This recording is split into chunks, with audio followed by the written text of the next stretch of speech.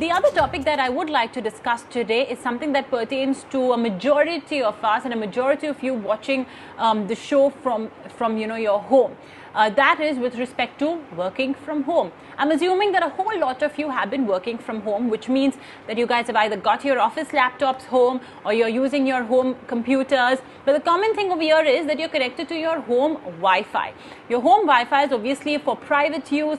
It may not have the utmost benchmarks when it comes to safety and security of networks, and that's exactly where unknown risks could arise. You may not even be aware, but when it comes to your office work, things are a bit more confidential. So how okay is it to completely rely on a home network that may obviously be used more for private purposes? Additionally, once again, hackers are back at it. We have had, in fact, a lot of individuals that are being spammed with emails from the IT department claiming a refund, asking for bank accounts. And not just that, you also have spammers saying that, look, you can get groceries online, we'll give you home delivery, extremely attractive prices. The question is, should you be clicking on such links? I know it can be very tempting given that we are in precarious times and we want our basic essentials to be delivered home, but you do not want to be a victim to something bigger. So let's discuss all of this and more with Ritesh Bhatia, cybercrime investigator and cybersecurity consultant. He's joining us from Mumbai. Ritesh, always a pleasure having you with us on The Money Show. Let's start off with that first topic. Most of our viewers are working from home. Like I mentioned, they are using their home network. But we are pretty unsure about the safety and security of our home network versus the network that we use in our offices, where we have IT specialists constantly monitoring the network, ensuring that there's no phishing or any of those other hacking terms that I'm sure you are obviously more aware about than me that's going on. So how should an individual ensure that their home network is secure? So, Mubina, firstly, just, all these people should ensure that they're connecting to their home network only. You might be tempted to log on to somebody else's home network, which is not secured, but, that could be a hacker trying to, lure you to enter into his network. So, ensure that you're logging into your own network. Secondly, most of the times at home, we just buy a router and we just put it up over there. Nobody bothers of changing it default, what are the username passwords? They just give us like admin or admin and blank. So we need to change that. That's very essential that you secure your router. So this is just the first step, that you go and change your router settings. That means nobody is able to then log on to your router and change your password. Now, when we have an SSID, which is nothing but the name that comes up. For example, it could be ET Now or it could be My Home. Make it something that's like really not like, identifiable with you. Like, for example, I should not put it like Bhatia. So, it makes it easy for the hacker to know, okay, this is of Mr. Bhatia. Let me attack. So you can give it some very weird name and all that. People put a lot of funny names also, like Tera Muh Kala, Vagera. You can have whatever it is as long as it cannot recognize. Secondly, then thirdly, rather, the password, because we have like women at home, we have children at home, homemakers, we want to give them an easy password. So the easiest thing is people, what they do is put their mobile number as the password. No, absolutely no. It takes hardly 20-30 seconds to hack your password like this. So very important again over here to have a strong alphanumeric password. Lastly, I would say that there are certain encryption protocols over there, like WEP, WPA2. So please make sure you're not on WEP and you're there on WPA2 only. So this is as far as the few things that you can do with your router. There are many more things in it, but then that can get too technical for a layperson. Movina.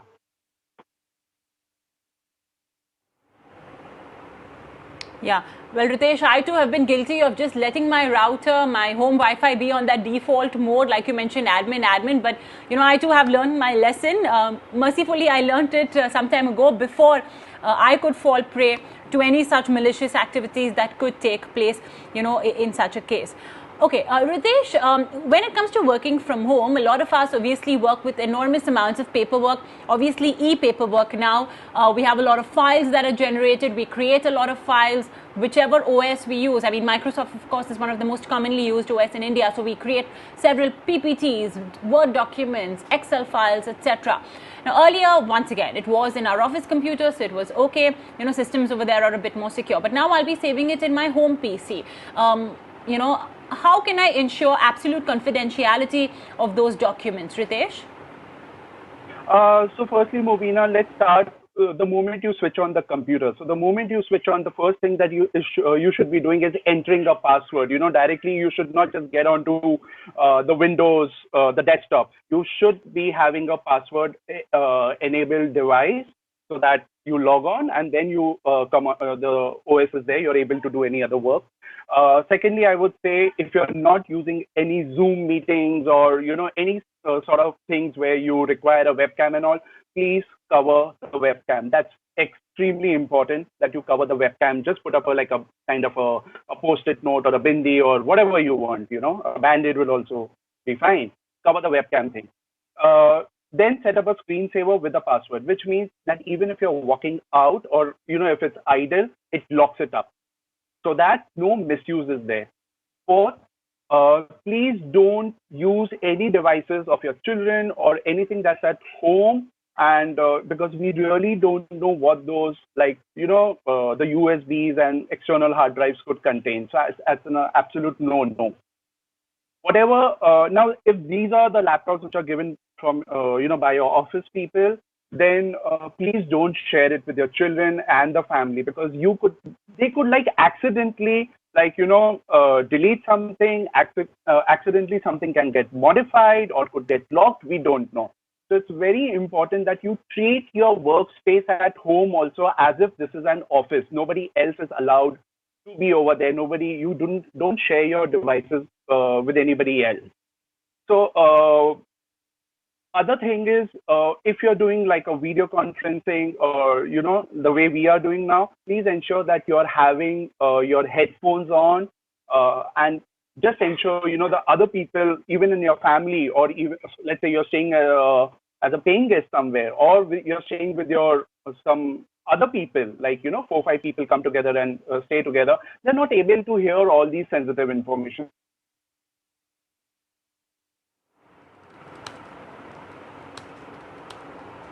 All right, understood.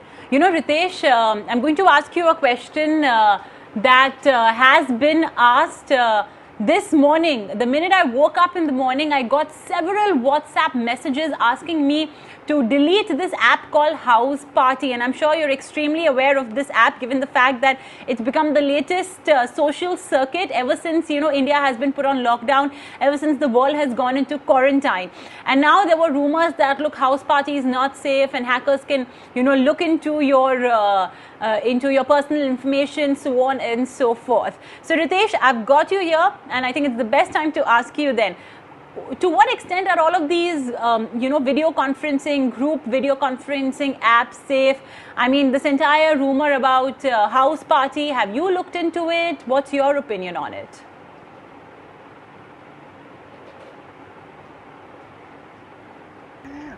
Mobina, before I come to the Houseparty app, we got disconnected. So the one question that you had asked is incomplete. Where do we save the data? Whether we need, so most of the people who are using Windows and all, see, it's ideal to have your data backed up on, to have it stored on the D drive or your E drive, and also take a backup of it on the cloud. Of course, you have to be very careful. Even when you're taking a backup on the cloud, because make sure that you're not mixing it with your personal backups and all that. Secondly, whatever documents you're working with, it's Word or Excel, because you might be also working with some invoices, you might be creating PDFs. So please password protect them. These are the things that you really need to take care of. Because ransomware and business email compromise scams, they are on the rise. So we have to be very careful. Now, coming to the Houseparty app, personally, if you ask me, it's safe. I mean, all apps, if you see all the good apps, they can be dangerous if you don't use it well. But if you use it sensibly, then they are not, they're not so bad. So I personally don't use a Houseparty app. But whatever reports I have read through and whatever tests I have done over that, it looks to be fine, honestly.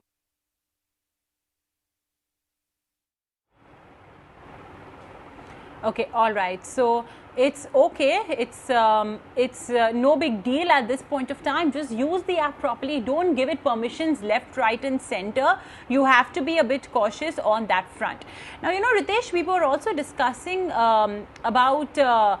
How people have been duped because of tempting online offers. Now, a lot of us have been grappling, getting our daily supply, sometimes even indulging in discretionary items like liquor, etc. A lot of times we look at these offers that come up online. Like, for example, they say, oh, look, you get groceries online and you just have to pay the amount that you'd pay if you go to the market, etc. So how do you distinguish between something that a hacker is trying to lure us to click and versus something that is legitimate? So, these are called as the helpline listing frauds. For example, when you Google, let's take an example of the liquor thing. Somebody would want to have a liquor and all, and especially during this particular period where the wine shops are not open, he will definitely go online and try to search either for a liquor or for a grocery. And the numbers that pop up, we have to be very, very careful because they may not be the legitimate numbers. And even if that, so what these hackers are trying to do is they're trying to tell you, look, you need to pay me an advance or you need to pay the full money. And because of that, give me your credit card details, give me your OTP, then only I will deliver it. So please don't fall into this trap. Worst come worst, what you can do is always make a digital payment, like through your digital wallet or Paytm, and that to a very small amount, because then that is what you're risking. But you can't hand over your complete card details and the CVV and even the OTP number. And that is exactly what happened with one fellow who wanted to order liquor online and lost around ₹1 lakh. Coming to emails, hackers are leaving no stone unturned. Even for that, they're sending you emails related to groceries or some donations or some vaccine or some cure and all.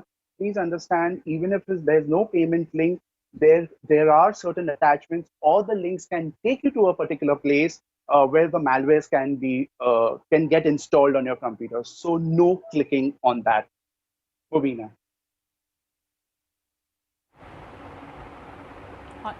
Okay, all right. Ritesh, now another technical issue that a lot of people have been encountering is that payments are getting, people who have been requesting payments are also getting duped. For example, if you send an invoice to a client abroad, they send an email on your behalf saying that due to COVID, banks are shut, so make a payment to a London-based bank. And then the clients do that and you lose the money. There have been instances of that as well happening. So if you could explain that to our viewers too. So what is happening is the employees or whoever is handling with the payment and whoever is sending the invoices and all that. So there are these hackers who are trying to get the passwords of those particular people. And what they do is after hacking the password, they don't change the password. They're sitting in the system as such, and they're observing your each and every mail. So this is and what they do is the moment you send out an invoice to a particular, let's say to a client of yours, and ask him for the payment, this guy comes to know about it and he then sends an email. It's like a spoof email, for example. He sends an email and says, look, I am having this particular issue and the entire India is the banks are locked down and all, so I would want you to do it. So this is called as a business email compromise scam. So we need to be extremely careful, and hence it's very important that we have two-factor authentications. So that and also complicated passwords so that nobody is able to hack into it. Secondly, it's also very important that you please inform your clients that if you get any such email of a change in bank account and all, please don't honor that email. Call us up, speak to us, and then we'll tell you whether we've really changed our bank account or not. Mubina.